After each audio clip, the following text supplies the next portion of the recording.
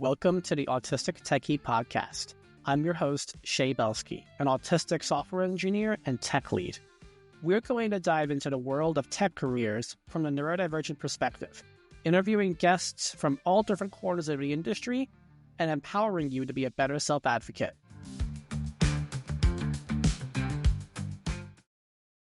Welcome back to Autistic Techie. Today's guest is Meenakshi Das, a software engineer too at Microsoft, the vice chair at Teach Access, which is a nonprofit working to bridge accessibility skill gaps between education and the industry. Meenakshi is as much of an accessibility advocate as I am, if not definitely more so.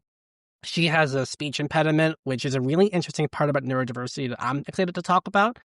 And I really wanted to make sure that she got a chance to bring her perspectives and voice to Autistic Techie for National Disability Employment Awareness Month. Meenakshi, welcome to Autistic Techie. Hey, it's so nice to meet you. Yeah, thank you so much for having me. Thank you. We've known each other from Disability In, from the Next Gen Leaders back in 2019. What have you been up to since then? You've been at Microsoft, you've been with Teach Access. What has accessibility looked like for you over the last couple of years? Yeah, so currently I am a software engineer at Microsoft. I've been here for the last 4 years now. And although my main job at Microsoft is like not in accessibility, I still do accessibility on the side to make sure whatever product we are developing is made with accessibility in mind. This just goes to show that you don't have to work in accessibility full time to make an impact for people with disabilities. Whatever you work as, whatever role you have, you, you can use your skills to make an impact in accessibility. That is also the mission of the nonprofit that I serve as the vice chair of. It's called Teach Access. Their mission is that every student, they should know what accessibility is. We don't want to create experts in the accessibility field. We just want students to know what it is, like have the basic knowledge. So yeah, I think that's all that I've been doing from a few years, and yeah. It's awesome to see that Microsoft has such a huge accessibility champion in Jenny LeFleury as the Chief Accessibility Officer over there. She has a hearing impairment. She is partially deaf. And seeing someone with a disability at such a high level reporting into the CEO is a massive testament to Microsoft's own accessibility inclusion and their policies around it.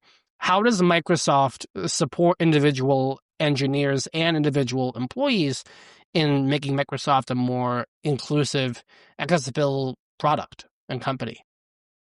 Yeah, Microsoft has definitely been an amazing place to work at, especially since it is my first job from college, and I could have not asked for a better position. Not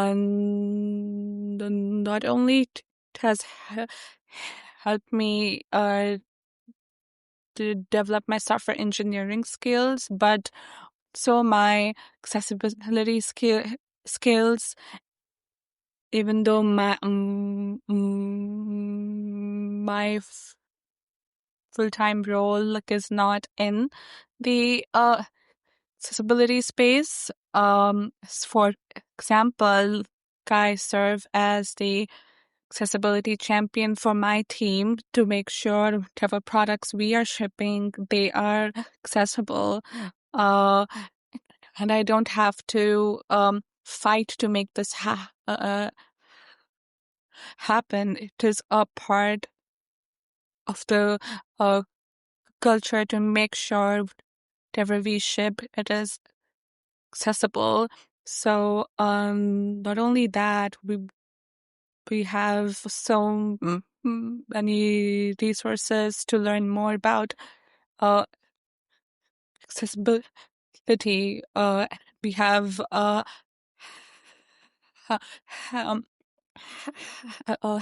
hackathons which uh, encourage uh, accessibility projects. We have employee resource group who are focused on d- disability. So yeah,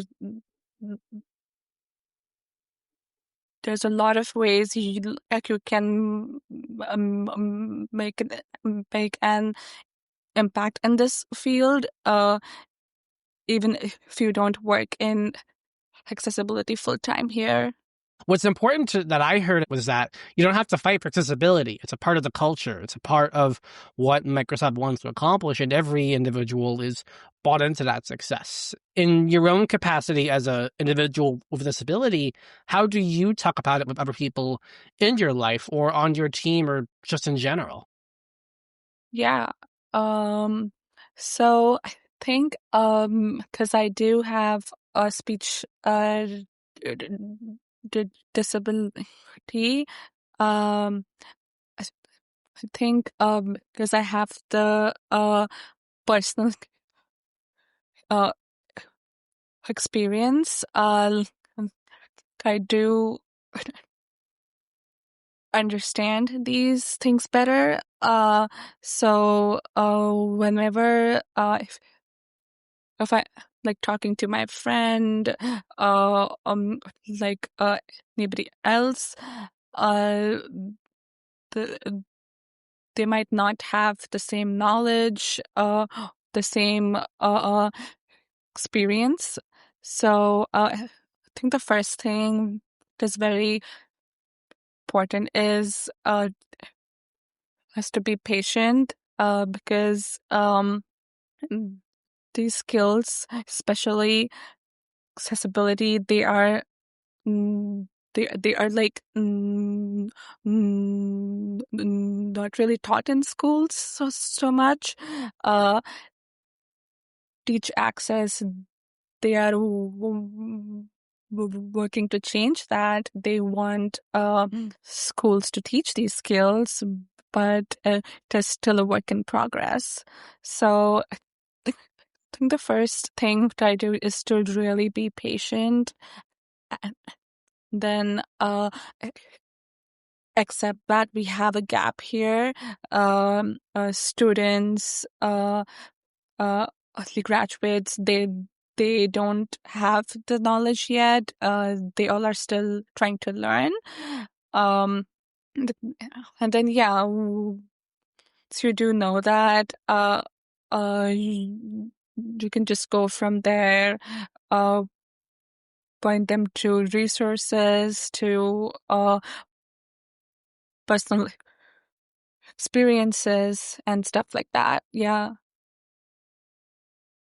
How have you thought about your own journey with a person as a person with disability? I think your comfort level talking about it is exceptional. I know a lot of people who don't have the same level of confidence discussing their disability as openly and honestly as you do. Where does that stem from? Yeah. I think like I spent majority of my childhood like in a really big shell. I was very much in my um in my own small cocoon sort of, and I think like what really changed for me is when at the age of 17, I uh, decided to come to the States to start my bachelor's degree uh, all by myself. I didn't have my parents there. Um, and when I was back home, I would do I had my parents to do my stuff for me. If I say wanted to make a phone call, mm, th- th- they would just do that for me. But when I came here, I it really had to be very dependent. So I had to uh get used to speaking, even though it meant that I would not be fluent, because I literally had no choice but had to talk. So think would say it was just due to circumstances that I had to keep talking, and then I had to keep advocating for myself, because I had nobody else to do that for me. What I'm hearing is that you had parents who were very supportive and wanted you to be able to be confident, but also there was an element of need there. You had to be able to talk, had to be able to communicate. Kind of like masking in a way, kind of like of putting yourself out of your comfort zone, but it was because you had to, not because you wanted to. Yeah. Uh, I'm glad you brought up the topic of masking. So, I have used masking to hide my stutter a lot of times. Of example, when I was just starting to to interview for s- s- summer internships. Um, this was 10 years back, so it's been a while. So at that time, I was very embarrassed of my stutter, so I would try so hard to mask it, to choose words that I knew not be so hard for me to say. Um, the few times I was successful, the few times no. And then I tried to mask my stutter. I would not use the right words. Then uh, people would think she probably doesn't speak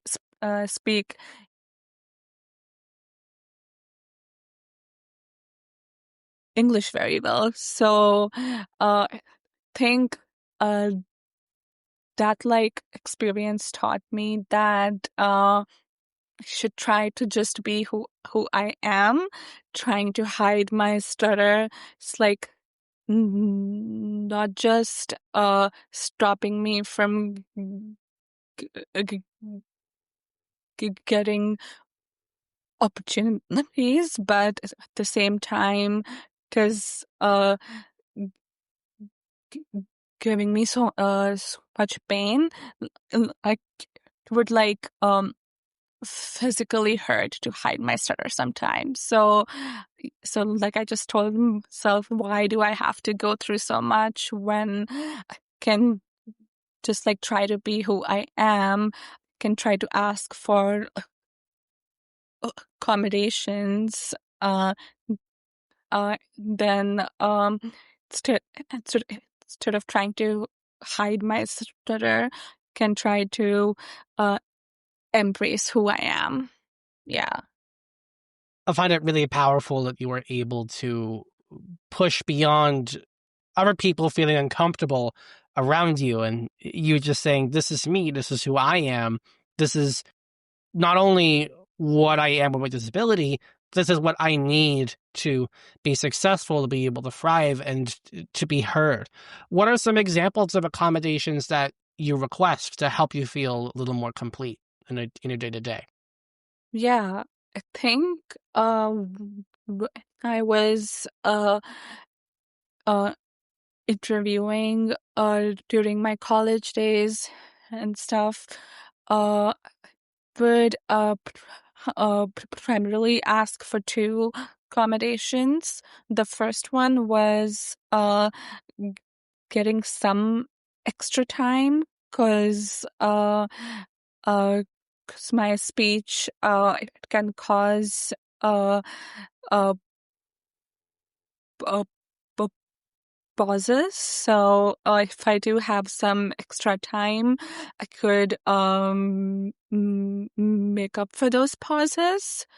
Um, and this second accommodation that I would ask is the ability to the ability to type. So if I am just having like a hard time talking the whole time, uh typing would be very helpful uh to to uh, to, to help save my energy. So I think those were the two primary accommodations that I would request. Uh, and then because I have been working at Microsoft on the same team the last 4 years, think I have so,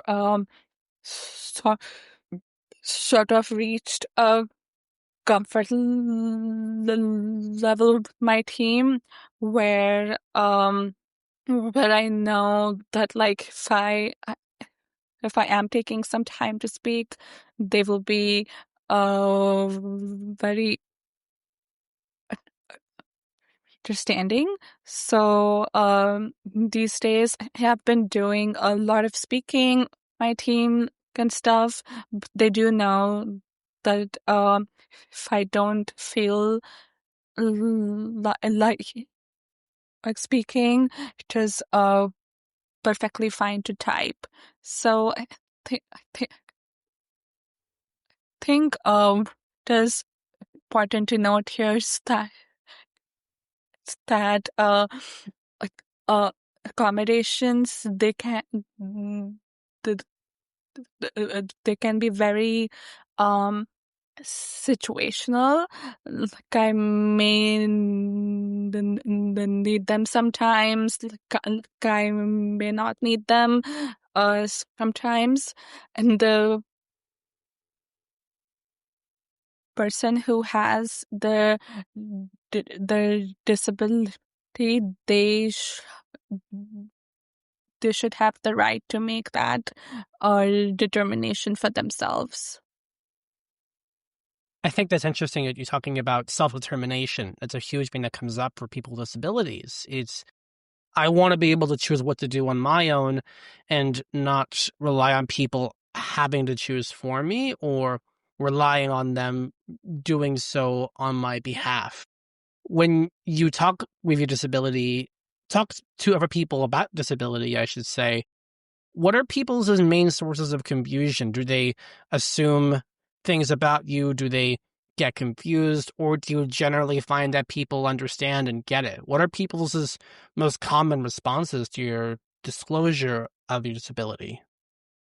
Yeah, I think the one thing I do get from people sometimes is that they think that I am stuttering because I am stressed.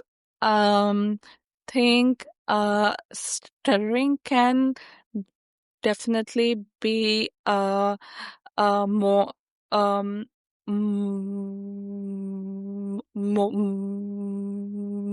more due to stress, but at like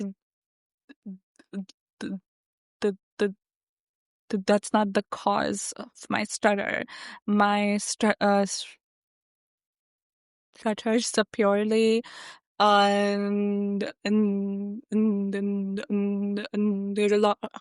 neurological disorder that like has nothing to do. I'm too stressed, or I'm too nervous, or I'm trying to hide something. It is like nothing to do with that. Sometimes, even though people don't say it my face, they might assume that I'm not like smart enough, because like I have this stutter, because they might like think I have slow processing in my brain. I can't talk because of that. So there's a lot of stereotypes that comes to stuttering. I was growing up back in India. A lot of uh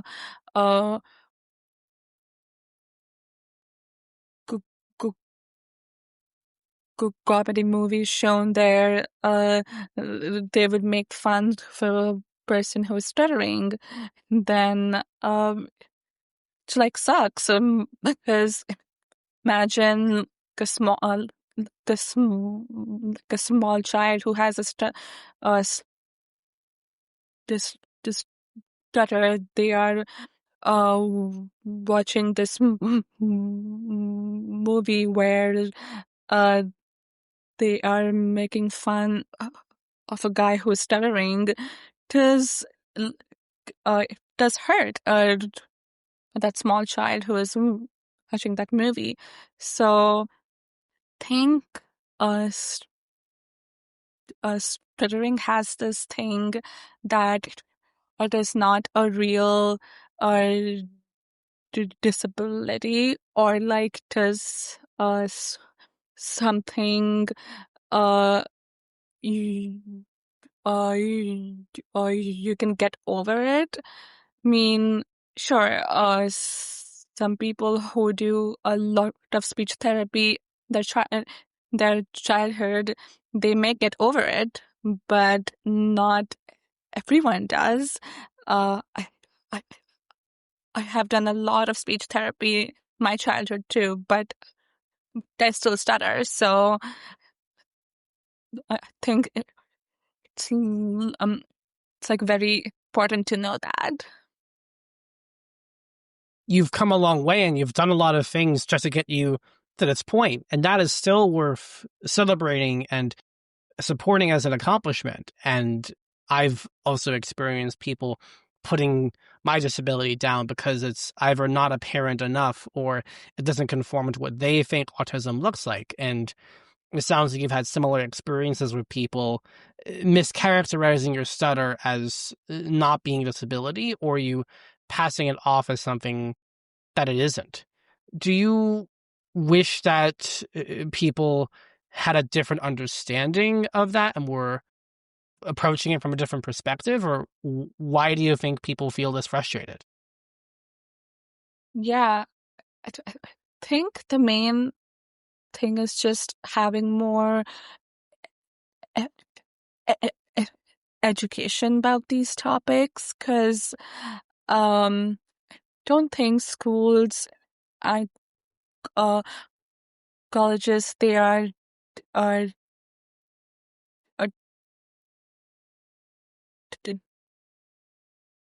teaching these topics so much. I was speaking to one of my friends the other day, and um, uh, then she had a question, like, say, how do blind people use their phones? Like, can they use their phones? And I was like, yeah, the, they have a software called the screen reader, which uh, um, tr converts uh,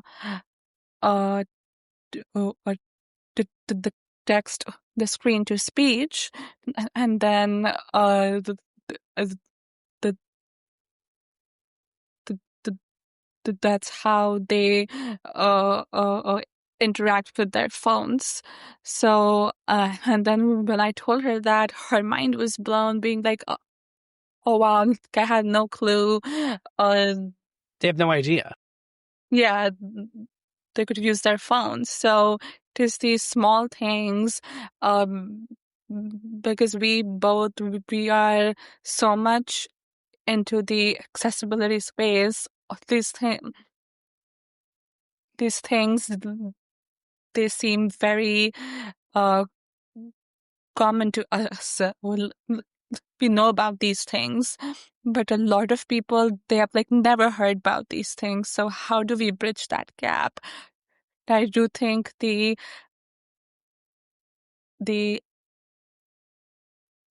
answer is just more uh, education. Education's a really important part of Yeah. this all. Like, not necessarily just helping people know more, but I feel like it's also okay to ask questions. I think if your Yeah. friend had a better sense of awareness and a little bit less fear, maybe that question would have been answered sooner had they felt like there was a safer opportunity to ask that question aloud. Maybe not to you specifically, but to anybody who could have answered the question. And if you could take this last moment or two to educate people and tell them something that you wish they knew about your disability or accessibility in general, what would that little nugget of information be? Yeah. I would just say that, like, don't make uh assumptions. J- j- just because somebody has a disability, that doesn't mean they can't do stuff. Uh, we we are as much as uh capable of achieving things like people who don't have disabilities. We may use accommodations, but that doesn't mean we are like lesser than you. And then at the same time, try to uh, educate y- yourself. Um, tr- uh, there are some amazing books out there who explain our disability so well. Or if you go to uh, Instagram, you can find so many follower. You, you, you can find so many uh influencers who do teach these topics. So, yeah, s- s- so just like having uh, op- open mind about d- d- d- d- disability, d- d- don't be scared of it. Those are all such important and emotional topics. Just having an open mind, making sure that you're seeking to understand, and having a little bit more empathy and understanding for people with disabilities, whether they are apparent and obvious or whether they are not. This has been an incredible conversation, and I'm so glad I got to spend this time with you. If people want to find you on the web, learn more about Teach Access or your work, where can they find you? Yeah, they can find me on my LinkedIn, and then my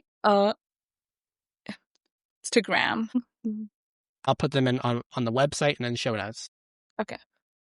Awesome. This has been an incredible conversation, and I am so happy I got a chance to share this time with you. Meena, thanks for being an Autistic Techie. Yeah, no, thank you so much for having me.